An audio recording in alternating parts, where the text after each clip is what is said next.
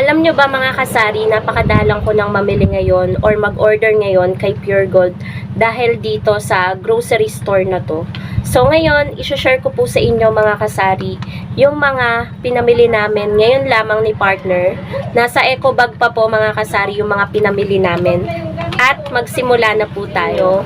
Bali, ito yung resibo ng mga pinamili namin ni partner at umabot po siya ng 1,580.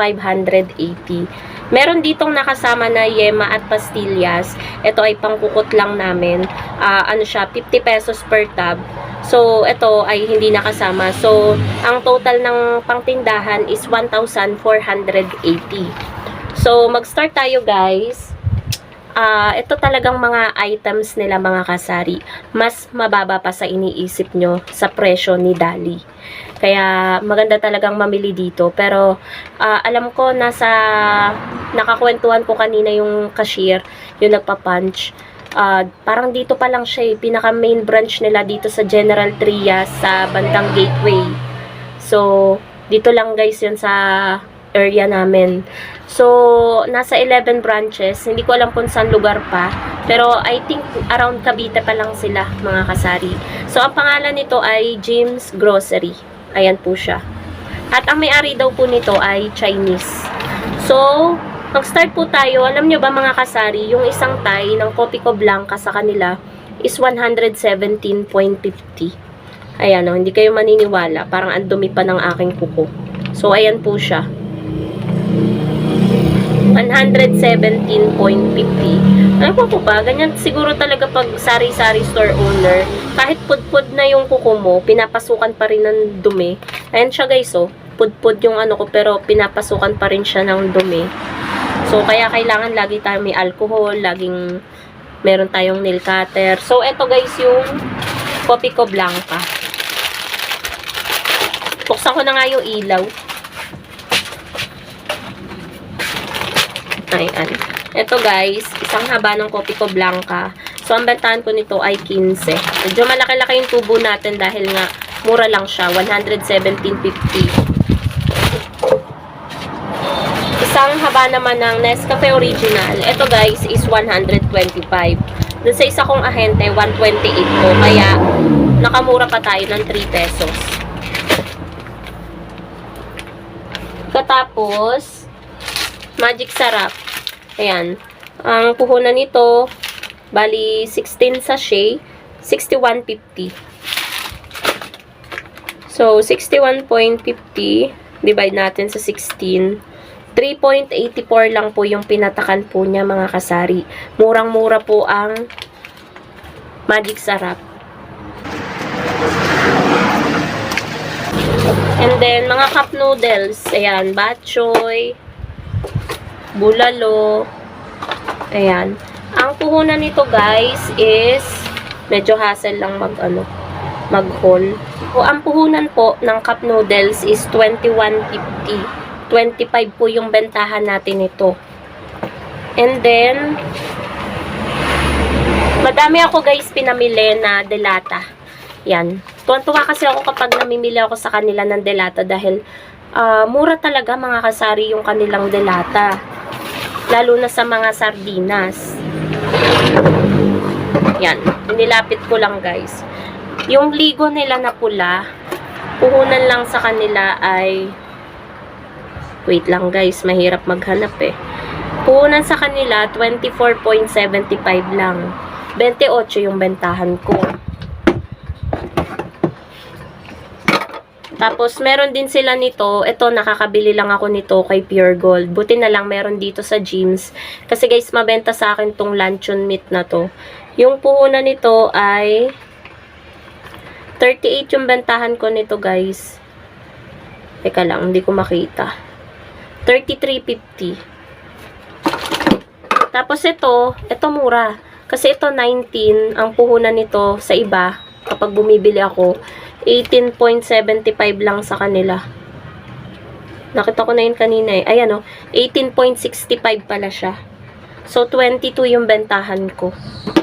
Tapos ito guys, ito, ang puhunan nitong sardinas na to, 555, is 23.50. Pang 27 ko naman siya. And eto guys, natutuwa ako dahil may nakita na ako na 555 sardines na maanghang. Kasi lagi ko nakikita kay Pure Gold yung with chili mansi. Wala nang ganito eh. Wala nang ganito ako nakikita kay Pure Gold. Ang tagal na, as in, taon na yata. So, eto, natuwa ako kasi ang tagal nga nito. Kala ko nga face out na to kay Pure Gold eh. So, ayan, mura lang din ang puhunan niya. 23.75. Pwede ko ring ibenta ng 27. Pero lahat kasi ng pula ko na sardinas, ang benta ko 28. Tapos, yung mega sardines nila, mga kasari, mura din. Yung mega nila is 24.25.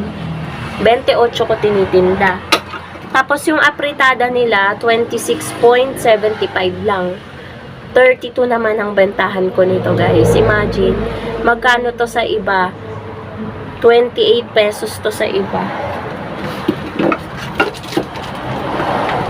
Tapos Century, bentahan ko nito 39. Puhunan lang sa kanila is, wait, nakita ko na yun kanina. 34.50. Magkano bili ko nito sa 35 something. Mas mura kasi talaga sa kanila. Kaya sa mga magtatanong mga kasari, etong Jim's Grocery, hindi ko alam kung buong Pilipinas na ba meron ito. Pero I think dito pa lang siya eh. Hindi pa to masyadong kilala. Pero unti-unting nag-e-expand ang Jim's Grocery. Dati kasi, alam ko isa lang eh. Yung pinaka main branch lang nila. Pero ngayon ang dami na. Alam nyo ba, ayan o, isang eco bag yung binili ko na mga delata. Kasi nga, tuwan-tuwa talaga ako. Kasi nga, mas nakakamura ako sa kanila. Tapos, meron pa tayo ditong isang eco bag. Ayan. Bumili naman ako ng Coco Mama na may nakadikit na corned beef. Nakasave daw ako dito ng 5 pesos. Yung Coco Mama, ang bentahan ko ay 35. Itong Argentina corned beef na 150 grams ay 37. So, yung pumatak po siya ng nasa, wait lang guys, hanapin ko. 65.50 ang isang ganito. Tapos, yung pansit kanto nila, mura din guys. Kasi pansit kanto nila, 13.95. Tapos, yung Lucky Me beef at chicken nila, 8.75. Same lang naman sa natin. Sa ibang pamilihan. So, yun lang pala mga kasari yung mga pinamili ko. Mostly mga lang siya, delata, tsaka mga noodles. Kasi yan lang naman yung ubos na ubos. Tingnan nyo.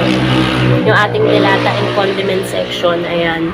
Di-display natin yan dyan agad-agad. So, yun po mga kasari. Kaya lately, hindi na ako masyadong nag-o-order kay Pure Gold. Dahil dito guys sa Jim's Grocery. Pero, yung alak po nila medyo pricey ng konti kesa kay Dali. Kaya yung mga alak kay Dali ako bumibili. So, ganun lang ang teknikan ko bilang isang tindera. Kung saan mura, doon tayo bibili. At kung saan malapit, mas convenient, ganyan, kumbaga. Alam nyo ba, nag-close kami saglit ng tindahan. Siguro, nawala lang kami ng mga 15 minutes. Kasi ganun lang guys, kalapit. And then, kapag namimili kami ng tanghali, kami lang talaga yung nag-iisang customer sa loob. As in, kasi nga maliit siya, mas maliit pa kay Dali. So, yun lang mga kasari. Ayan. Dito ako lagi namimili ngayon kay Jim's Grocery. Siguro naka 7 or 8 times na kaming namimili sa Jim's Grocery. So, yun lamang mga kasari. Thank you so much for watching and happy selling po sa inyong lahat.